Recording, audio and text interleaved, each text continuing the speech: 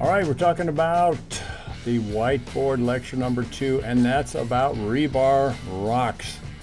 So we just want to go ahead and just play around with just a little, marker on the whiteboard here, just sort of talk a little bit about what the rebar rocks are all about and what you're going to be learning in this module number 2, rebar rocks, and part C, rebar rock construction. And we're going to go ahead and talk a little bit about some of the basics here. In the picture you see behind me, the sort of the setup for putting a piece of rebar in there and setting in your rebar uprights. And this is when we're using a footing. That right there is the footing hole trench that goes back around, as we see here. And we just put 2 pieces of rebar and we pound them into the dirt carefully. Again, you want to know what's under the dirt before you pound rebar into it. Make sure you put a rebar cap on it, because they're very dangerous when you have vertical steel. You fall on that, it'll go right through you and just take you out like that. So make sure you put rebar caps on all your upright steel whenever you're doing stuff like this. That includes this setup here, sort of a little bit of a form work, but what's cool about it is you actually get to use the piece of rebar that you're going to set right over the trench. In the illustration here, we just see a nice sort of a sweeping curve. So the piece of rebar is going to be pretty straightforward. It's going to come right across, and you just put it right into the, I'm trying to talk and chew gum here at the same time. You want to put it right into the notch that you have, that you created by these cross sections that are pounded in to the dirt, and you're just hovering it over the place that you're going to be putting rebar. Okay, so the rebar is going to be brought down, and it's going to have a little L bend in it. And you're going to just continue to bring that down and cross over that little piece that is going horizontal all the way across. You bend this to fit over your trench. All right? So if you have a trench that you have a pattern of your footing that has that pattern right there that's sort of irregular, then you bend the piece of rebar that's going all the way around over it, again with those crisscross pieces of a rebar. That and then you put your caps on once you put those vertical uprights on there, and they go down into the trench every so often, a foot or so apart. Rebar caps. I got an illustration in the course sessions that I drew out, plus you're going to see me actually do this in that session as we go. Larger rocks could be put in a footing, like I said, like this, every foot or so. That's 7 feet. You can see how that would break out in terms of the vertical uprights. And depending how tall the rock is you want to make, you could make those 5-footers. 5-footers are very common because I get 10-foot sticks or 20-footers, cut them in half.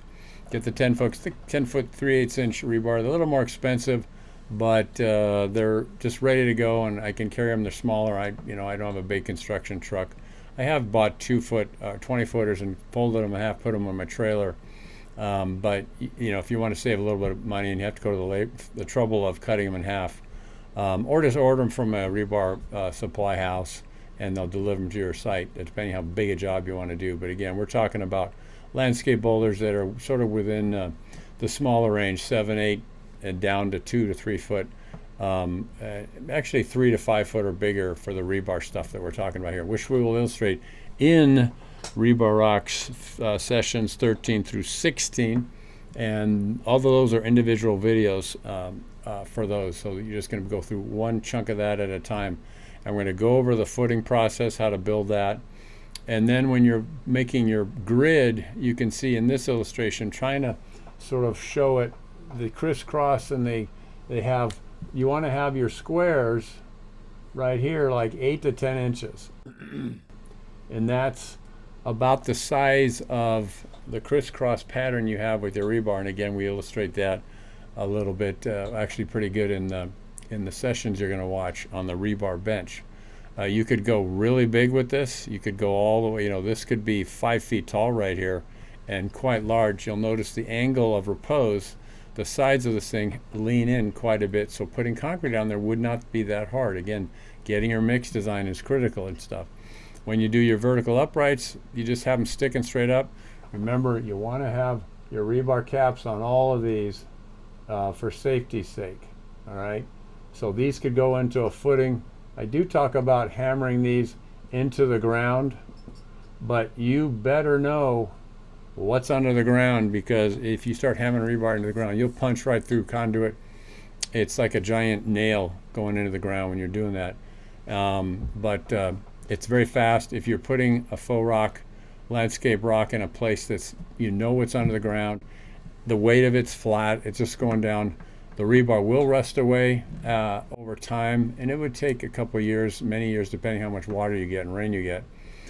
Best practice is to put them into a rebar, into a footing, a concrete footing, where you encase all the rebar and it's not exposed to any moisture. You'll last for 150 years, really. So if you're going to just pound them into the dirt, make sure you have the rebar caps. Once you get those all done, and the shape of the footing for those could be like we have here. You know, the shape of that rock that you want to pound in your 5-footers. Again, watch out for below dirt, what you're going to do. Sprinkler lines, sprinkler water mains, conduit, drain pipes, all that stuff. Be very careful about doing that, but it's super fast. You don't have to bother with the footings. Again, those things will rust out over time. But if you keep your thicknesses good on your rebar rocks, and the rebar going up out of the dirt is encased, that's great. We see here a cross section of the burlap. That's the bowing part right here. That's a fabric. Those are hog rings. Those hold in the burlap to the rebar sort of bubble space you create here, and you see that in the sessions that we're going to do on the rebar bench that we're going to be making. You're going to watch that process, and I'm going to show you how we do that. And so the burlap will go inside those things, and it's a backstop basically to having the concrete not just fall through a big hole. You can use diamond lath on the inside. There's also other plastic fabrics you can use.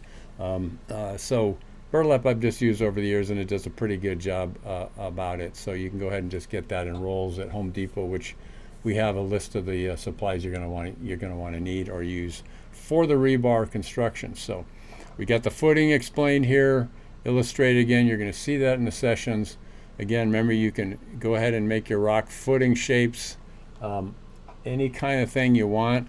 They can be, you know, have angles to them. They could even come in, whatever you want. They can also be, you know, sort of more roundy shaped. But again, you want to look at nature and match nature to get natural looking stones and boulders. The tendency is for guys and people when they're starting off is to make things symmetrical and pretty not as natural. You know, there's roundy boulders for sure, but again, look at nature and then try to match that. The roundier boulders tend to be a default position as new people are learning how to do this stuff. But keep an eye on the planes and the facets, and I talk a little bit about that in the course as I'm constructing the dirt rocks in the previous module. So here's lecture whiteboard number 2. We're talking about rebar rocks. Again, these individual boulders and stones for your landscape. You can make big size rocks with the rebar. You could go 10, 12 feet if you wish. Again, you can just have a lot of concrete to cover that many square feet. Totally doable, but you don't have to use piles of stuff. It's just a simple matter of putting that grid together with a footing stable perimeter in the ground, and then bending those over and getting your spaces 8 to 10 inches thereabouts. You can have smaller spaces, that's okay. A little more space, a little tighter spaces means more rebar, means more structural support for your rebar rocks and stuff. But look at nature, get the shapes you want, try to keep the burlap tight, and we're going to be talking about that in the course, you will see. And that's just a matter of pulling the fabric a little bit before you hog ring it in there with the hog ring pliers. And hog rings are a product from the fencing section of box stores and stuff. That's where I've got them anyway, Home Depot. I get all my stuff. On the steeper parts on top of the outside would be putting chicken wire.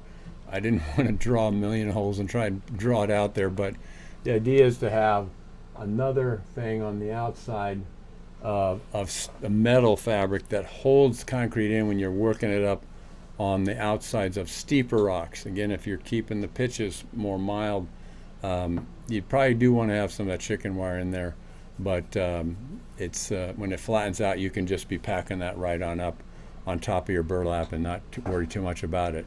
The burlap you want to have tight, and you know, because if it's weak, it can break through with the weight of the concrete on there, especially if you have larger rocks and you're trying to get it thick.